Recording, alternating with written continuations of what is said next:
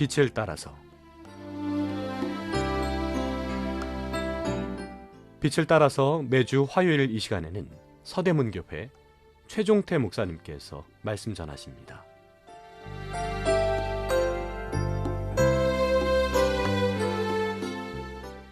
애청자 여러분 안녕하십니까?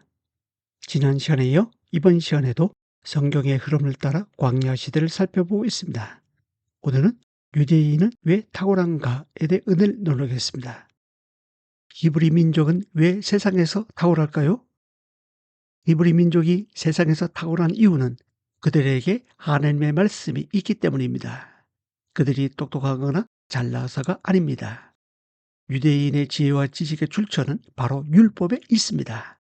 말씀을 지켜 행하는 그들에게 하나님은 지혜와 지식을 주시고 모든 민족 위에 뛰어나게 하십니다.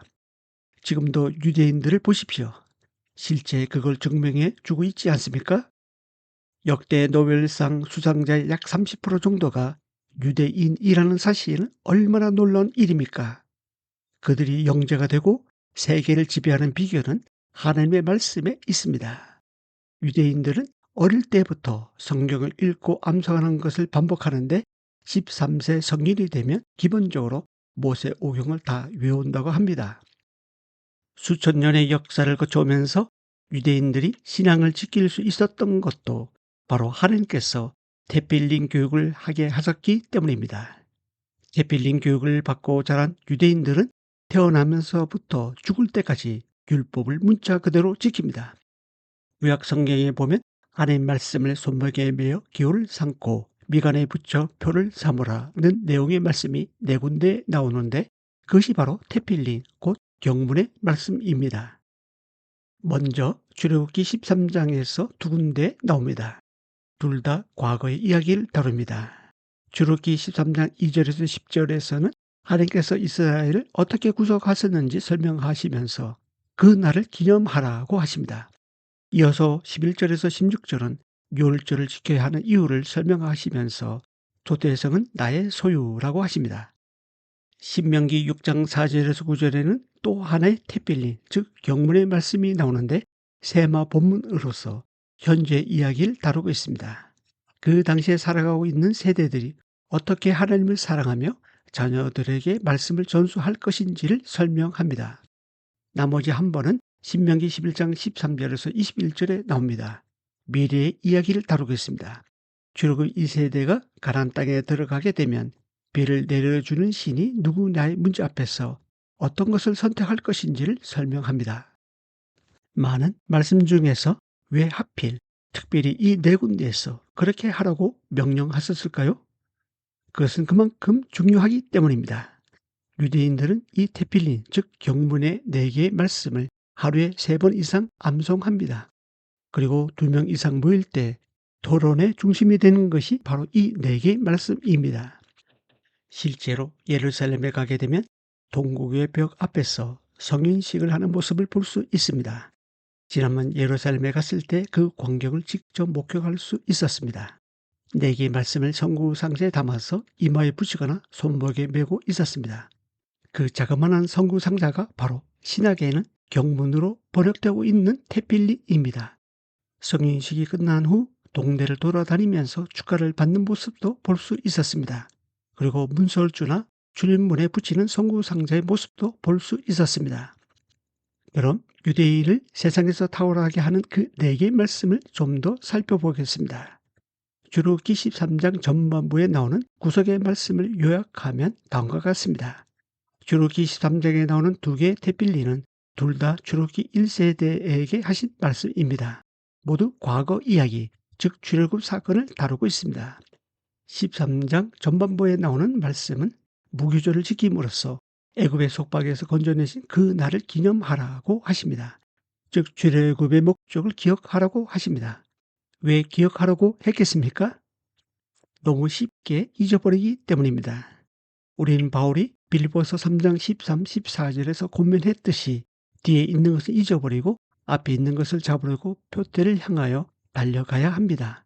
하지만 단 한 가지 뒤에 있는 것에서 잊어버려서는 안 되는 것이 있습니다. 그것은 바로 나에게 새 삶을 시작하게 하신 하나님의 구속의 이야기입니다. 왜냐하면 잊어버리는 순간 금방 마음이 미혹되어 하나님을 떠나 자기도 모르게 다른 신을 쫓아 섬길 위험이 있기 때문입니다. 동시에 무교병을 먹으며 누룩을 보이지 않게 하라고 하십니다.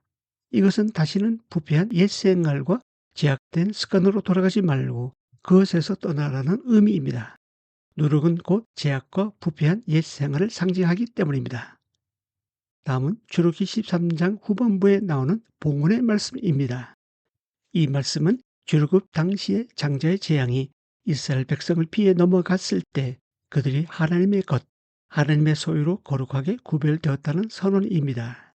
이 말씀은 모세오경에만 10번 이상 반복적으로 나옵니다.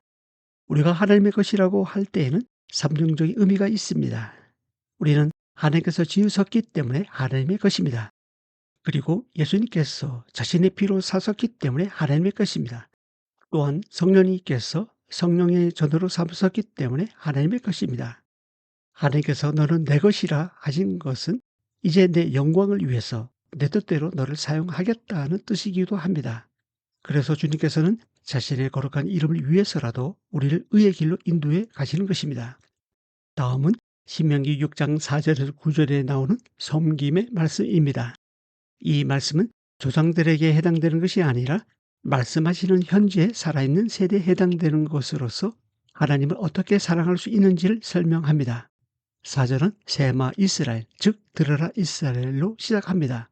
출애굽 1세대는 하나님의 말씀을 잘 듣지 않아서 광야에서 망했지만 출애굽 2세대인 너희는 잘 들으라는 것입니다. 왜 그렇습니까? 말씀을 잊어버리는 것이 곧 하나님을 잊어버리는 것이기 때문입니다. 신명기 6장 6, 7절은 학가다 교육, 즉 반복 교육을 말합니다. 왜냐하면 우리는 너무도 잘 망각하기 때문에 유대인들은 하나님을 사랑하기 위해서 말씀이 마음에 새겨질 때까지 계속 철저하게 반복해서 교육합니다. 그러면 그 말씀이 마음과 뜻과 힘의 작용이 되어 삶의 기준이 되고 우선순위가 됩니다. 마지막으로 신명기 11장 13절에서 21절의 축복의 말씀입니다. 이 말씀은 이스라엘 백성들이 가나안 땅에 들어가 살게 되면 누구를 선택해야 하는지를 알려줍니다. 누가 내 미래를 보장하는가의 문제를 다루고 있습니다. 이른 비와 늦은 비를 적당한 때에 내려주시는 분이 하나님이시라는 것을 분명히 말씀해주고 있습니다. 먹고 사는 문제 앞에서 다른 곳에 기웃거리지 말고 하나님을 사랑하는 것입니다. 이 방송을 듣고 계신 애청자 여러분, 오늘날 유대인들이 세계를 지배하는 것은 그들이 똑똑했으나 천재라서가 아닙니다. 말씀을 문자적으로 지키기 때문에 하나님께서 지혜와 총명과 복을 주시는 것입니다. 하나님 말씀은 그 자체가 살아있고 운동력이 있어서 말씀을 소유하고 지키는 자에게는 말씀의 능력이 그대로 나타납니다. 이것은 이스라엘 역사를 통해 분명한 사실로 증명이 되었습니다. 그렇다면 주님의 몸된 교인 성도가 말씀을 그대로 지킨다면 어떻게 되겠습니까? 받을 복이 얼마나 크겠습니까? 모두가 이런 복을 받을 수 있게 되길 예수님의 이름으로 축복합니다. 감사합니다.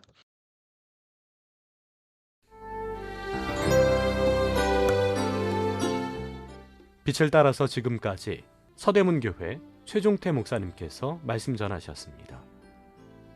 오늘 말씀 들으시고 신앙생활에 도움받기 원하시는 분들 지역번호 02-3141-5853 3141국에 5853번 서대문교회로 전화하시기 바랍니다.